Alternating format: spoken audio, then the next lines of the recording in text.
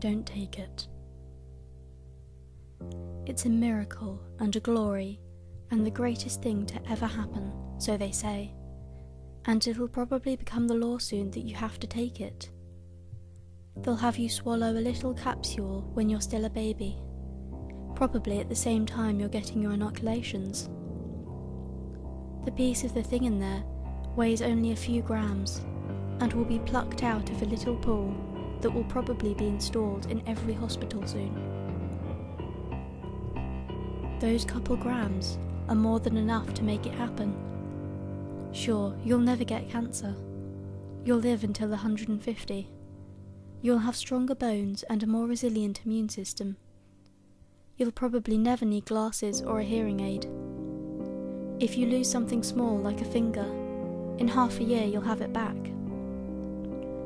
If you lose a whole arm, in 2 years you'll have it back with nearly full functionality. It's the sort of miracle that's believable enough to catch on. It won't solve all our problems, and it'll even create a few more, like overpopulation that we'd never see coming. But it works, and it's cheap, and it's plentiful, and that's all we need. Sure, they can't quite explain how the thing actually manages to rewrite our genetic code after we swallow a few grams, but they promise the answers will come someday, and that there are no ill side effects. It's from a previously unknown variety of starfish, but they won't even tell you that on the news. I think the story right now is that it's something they're growing artificially. These starfish live in the deepest, darkest places in the ocean, and they aren't very big or interesting looking. Honestly, we've probably seen them down there a few thousand times and just looked them over. It just so happened that guy with the show about eating weird foods got a hold of one, God knows how, and thought it was a different kind of starfish and ate part of it, and a year later he had that foot he lost grown back. I'm sure they tore about his house and tested gallons of his blood and interrogated everyone he ever spoke to, but somehow they figured out just when the regeneration happened and eventually found the thing.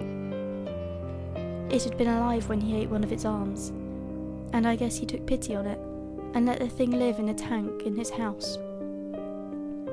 Well, this led to that, and eventually they brought up a ton of the suckers.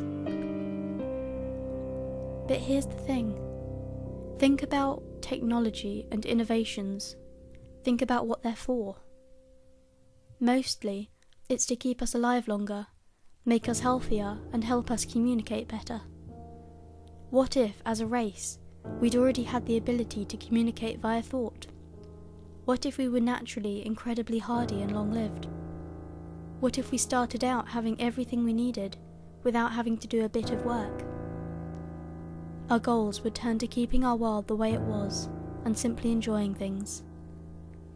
With a mind so powerful, it can transmit and receive thoughts with no effort. It stands to reason other amazing things are possible too. With that mind staying completely intact, in even the smallest slither of the creature, one has to wonder just what else that mind can do. So now, here's the question. If you'd survived all this time just sitting around on the bottom of the ocean, with this incredible intellect, how would you amuse yourself? What if that mind can wander and roam freely? If it can just find something to carry it? What if, as a race, we made ourselves the bottom of the food chain, just to ensure we'd constantly be taken into new creatures, and allowed to see the world through their eyes? Is it really such a leap to think that such powerful minds could overtake smaller, lesser ones? No. Nor is it unusual to think that if such a race of powerful minds was endangered, they would use this ability to dominate the minds to defend themselves. That they'd patiently wait until their enemies devoured them, and then simply displace the minds of those enemies and solve the conflict.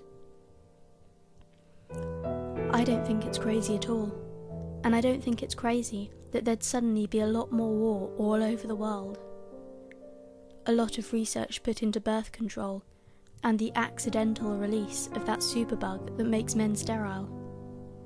We should be enjoying world peace, but instead, we're killing each other faster than ever before.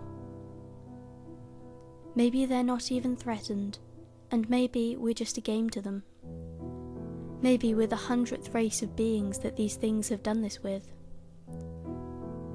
All I know is they don't turn you into some zombie from a cheesy old sci-fi flick. They let you think that you're still in control, that what they want you to do is actually what you want to do. It seems so natural, so right. Then we're in World War III, and the only thing the bombs won't scorch clean is the floor of the ocean. Don't ask me how I know all of this, and don't take that pill.